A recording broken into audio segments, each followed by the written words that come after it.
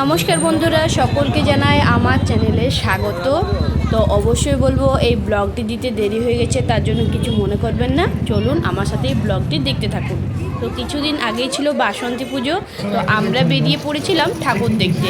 তো প্রথমেই চলে এসেছিলাম আমরা সরকার পাড়াতে। তো দেখতে পাচ্ছেন এই হচ্ছে সরকার পাড়ার পুরো প্যান্ডেলটা, আর এই হচ্ছে মায়ের মন্দির। তো চলে এসেছি ভেতর দিকে, এখন চলছে সন্ধেবেলার পুজো। আর এই হচ্ছে বাসন্তী মা। তো চলুন আপনারা সকলে প্রণাম করে নিন। এসে নিয়ে মায়ের তো দর্শন হয়ে গেছে, তারপরে দেখলাম পুরো মন্দিরটা। এই হচ্ছে মায়ের পুরো মন্দির, আর এখানে মায়ের দুর্গাপূজাও হয়, আবার বাসন্তী পুজো হয়ে থাকে। তারপরে চলে এসেছিলাম আমরা নডিয়াতে। তো দেখতে পাচ্ছেন আসার পথে অনেকটাই ট্রাফিক ছিল, তাই একটু দেরি হয়ে গেছিলো। তো এই হচ্ছে নডিয়া দুর্গা মায়ের মন্দির। তো এখানে দুর্গা পুজোও হয়, আবার বাসন্তী পুজোও হয়। তো দেখতে পাচ্ছেন বেশ ভিড় রয়েছে। তারপরে চলে এসেছিলাম মন্দিরের ভেতর দিকে।